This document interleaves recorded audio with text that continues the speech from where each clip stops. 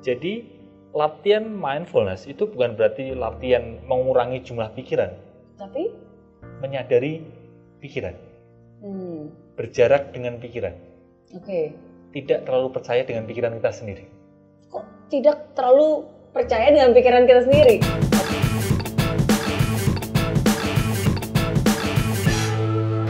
Eits, tunggu dulu. Sebelum nonton video lengkapnya, jangan lupa untuk subscribe ya dan klik link di bawah ini. Jangan lupa juga untuk klik tombol loncengnya. Oke? Terima kasih. Selamat menonton. Kan tadi kan Mas Aji bilang ya, pikiran kita kan terbagi jadi 3. Ya. Kita suka mikirin masa lalu untuk bisa mengambil pembelajaran. Kita juga memikirkan masa depan untuk merencanakan nih ke depannya, oke, what's next gitu kan. Tapi sebenarnya kita perlu juga untuk memikirkan saat ini, gitu. Dengan tadi Mas Aji bilang caranya untuk bisa mindfulness, the first step is breathing ya. Nafas. Pause. Ya, pause. And then berhenti, breathing. dan breathing. Jadi stop dulu, terus nafas. Nafasnya harus pelan-pelan gitu ya. menyadari nafas itu. Ini juga menarik sekali. Di kesempatan ini pun juga saya akan sampaikan, salah kaprah banyak orang adalah mindfulness practice itu bukan breathing exercise. Oke. Jadi orang berpikir mindfulness practice itu inhale sebanyak-banyaknya and then exhale. Itu breathing exercise. Oke. Mindfulness practice nafasnya ya sewajarnya saja. Oke. Karena kita belajar untuk rest. Jadi tidak ada sebuah pemaksaan untuk inhale sebanyak-banyaknya, enggak. Jadi hanya sewajarnya saja, karena yang kita latih adalah attention kita, pikiran kita latih untuk menyadari nafas. Kalau misal baru tergesa-gesa, kan nafasnya kan nggak mungkin kan pasti. Atau pas nervous, sadari aja, jangan dibikin-bikin atau dibuat-buat. Itu mungkin bisa. Ya, that's a good one. Itu untung diklarifikasi ya. Dan untung juga tadi Miss Mary juga melakukan itu.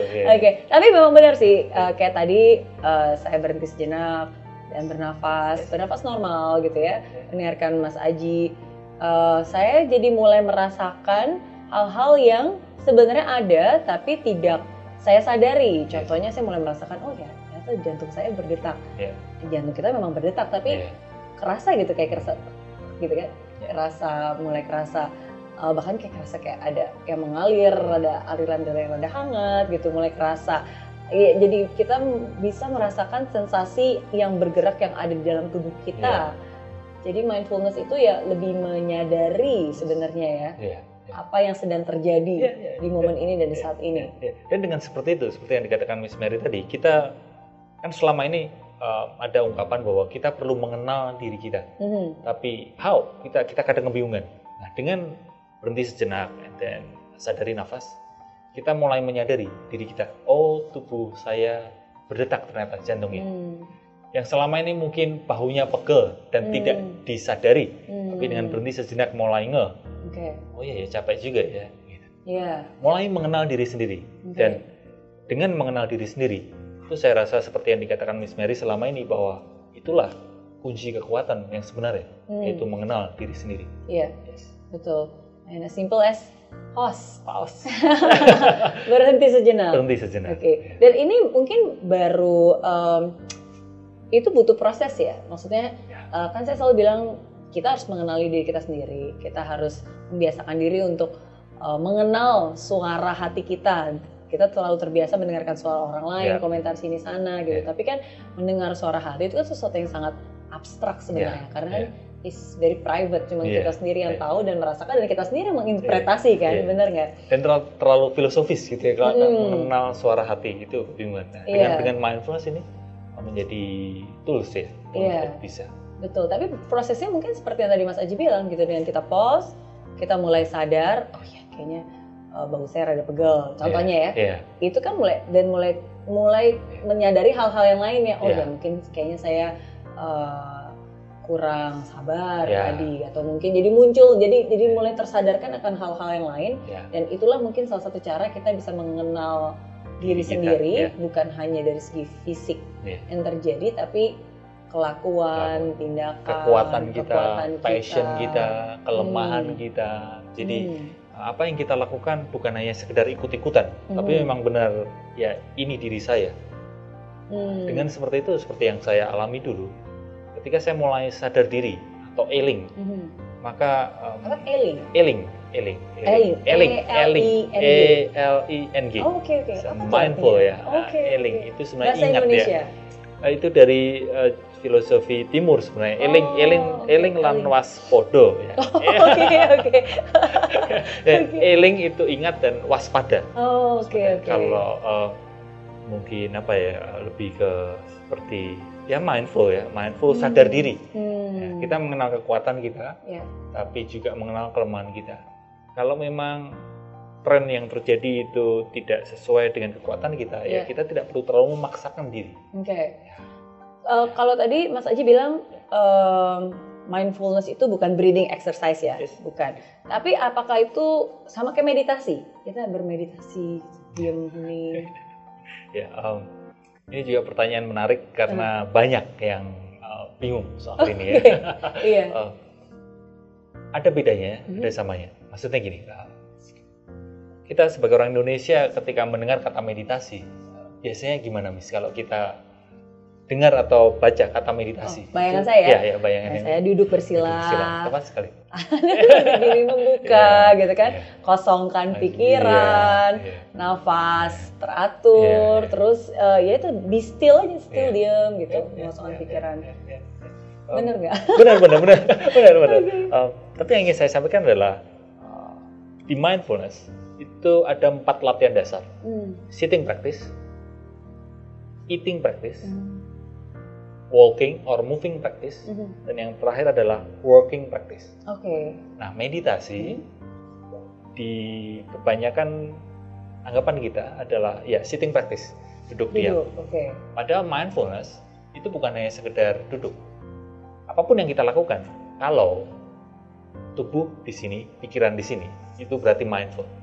Apapun yang kita lakukan bisa kita gunakan untuk praktis mindfulness. Ya. Oke. Jadi nggak hanya duduk diam dan mengosongkan pikiran, gitu ya. Dan kata mengosongkan pikiran itu pun salah ya sebenarnya. Betul. Karena mindful itu kan mindful itu single L. It means sadar, bukan double L. Kalau double L kan berarti penuh ya. Dan mengosongkan pikiran ini yang membuat orang berpikir ketika berlatih mindful, maka pikirannya harus kosong. Iya. Padahal enggak. Yang kita perlu lakukan hanyalah menyadari pikiran kita. Overthinking, kan banyak termasuk saya kan berhadapan dengan overthinking. Overthinking menurut saya dari sisi mindfulness itu memahami bahwa dipahami sebagai bukan berarti banyaknya pikiran, bukan. Tapi bagaimana kita berelasi dengan pikiran. Ketika pikiran banyak dan kita terlalu percaya dengan pikiran kita, maka itu overthinking. Sedangkan ada orang yang pikirannya banyak, tapi dia berjarak dengan pikiran. Dia menyadari bahwa thought just thought. Maka dia menjadi nggak overthinking. Jadi latihan mindfulness itu bukan berarti latihan mengurangi jumlah pikiran, tapi menyadari pikiran, berjarak dengan pikiran. Oke. Tidak terlalu percaya dengan pikiran kita sendiri.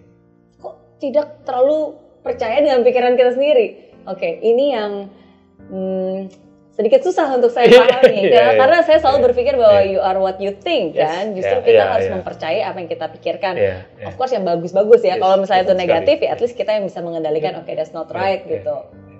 Tapi kenapa kita nggak boleh mempercayai pikiran kita sendiri? Saya mungkin mulai menjelaskannya dari sisi neuroscience. Mind itu punya tugas 2. Ya, sebenarnya banyak tugasnya, tapi kalau disederhanakan menjadi 2. Pertama adalah aware. Sebelum aware, think. Berpikir. Dan kita terlatih untuk berpikir. Itu penting, itu bermanfaat. Maka muncul istilah yaitu tadi, we are what we think. Kita perlu mempercayai pikiran kita, karena pikiran adalah bagian dari defense mechanism. Tapi di satu sisi, selain think, mind ini punya tugas aware. Nah, di sisi aware ini kita berlatih untuk seperti melengkapi bahwa jangan terlalu percaya pikiran, karena selain bermanfaat, pikiran ini juga menjadi hal yang akan merumitkan hidup ini. Okay. Ya, di pagi hari waktunya sebenarnya bersantai, tapi sudah mikir. Banyak membantu untuk mengingatkan, jangan santai-santai, kamu masih banyak kerjaan gitu kan. Iya. Tapi itu baik ya. Saya sebagai praktisi mindfulness tidak memusuhi pikiran. Iya. Tapi melihat pikiran ini lebih bijak. Tidak semua pikiran harus dipercaya. Ya. Tapi bukan berarti semua pikiran tidak dipercaya, bukan. Ya. Betul. Jadi kita berada di middle path, ya, tidak berlebihan. Ketika muncul pikiran negatif, kalau di sisi mindfulness, di sisi aware, kita diminta untuk menyadari bahwa itu hanyalah pikiran negatif. Jangan dilawan. Karena semakin dilawan, saya harus berpikir positif, maka akan semakin negatif. Iya, karena kan kita memfokuskan akan hal itu. Apa yang kita fokuskan, mau nggak mau, suka nggak suka, makin lama makin menjalar dan berkembang kan. Ya. Jadi salah satu cara ya jangan dipikirin. Ya.